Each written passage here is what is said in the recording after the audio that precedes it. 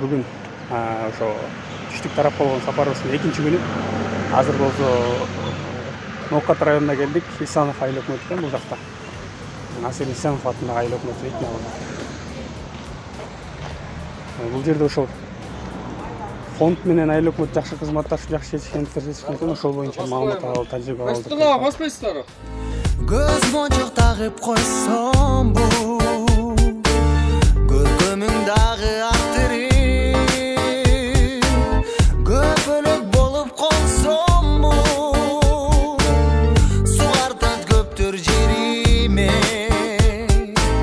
Aylanıp sunu Айтылуу Кыргызстанда белгилүү Ноокат жергесинин жашоочулары,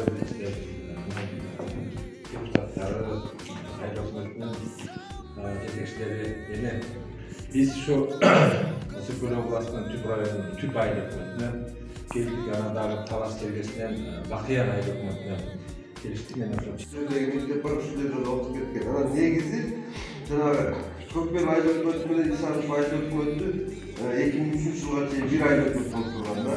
Андан кийин жанагы бир аз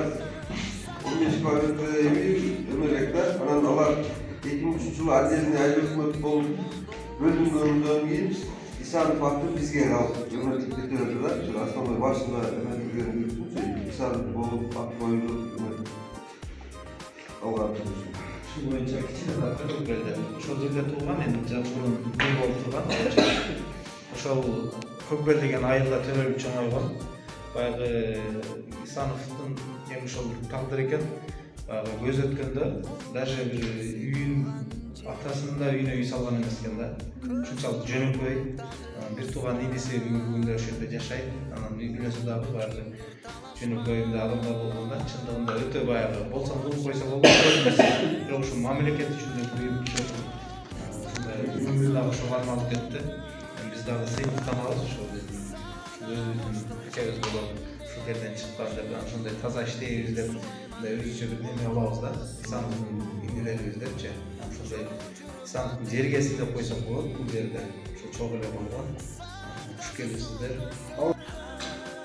Ушуларда эң ылайыктуу вариант экен да. Ал жана айткандай, бул мисалы үчүн бир аз айыл өкмөттөрүнүн колу көтөрүлгөндө жана өзүнүн эмеси сыяктуу кара албай калбай, мисалы үчүн мамлекеттик эме дегенде ачык көңүлгө алат болуп бар өздөрүнүн сыяктуу үйүн өткөндөй калат. Анан кошумча анан залды максаттуу пайдаланууга болот экен да. Максаттуу пайдаланууп анан тем более жоопкерчилик да, эки тараптуу тең жоопкерчилик да.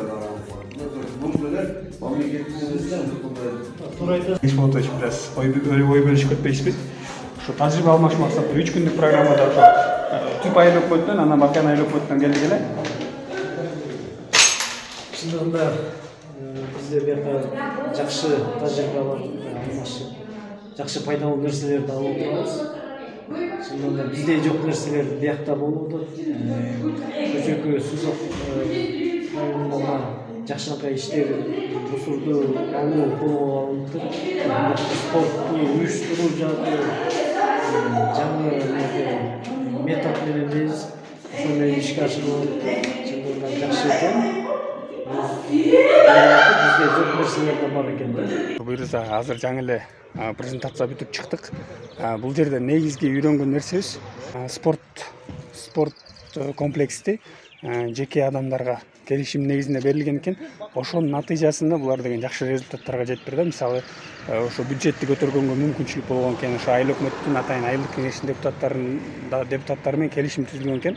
Андан кийин ошо келишим негизинде иш алып барышат экен. Ошол эле спорт комплексин жеке тарапка берген. Ошонун натыйжасында алар бюджетке акча салышкан. Мисалы, башында 20-30 эле бала тренировка кылса, азыр 150ге жакын бала залда машыгышат экен. Эркин күрөш боюнча. Анан мисалы жыйынтыктарынан бир балабыз Азияга чейин чыгуу алдында турат дейт. Бул эң мыкты жетишкендик болгон экен. 2018 жылдан бери ошол спорттук комплекс иштеп келет экен. Барс Мурас деп. Ушул тажрыйбаны колдонуп деле бюджетти көтөрүүгө, балдардын бош убактысын туура пайдалануусуна салым кошсо болоорун үйрөнүп атабыз. Ошол достор. Насирдин Исанов айыл өкмөтүндөбүз. Ошол боюнча презентация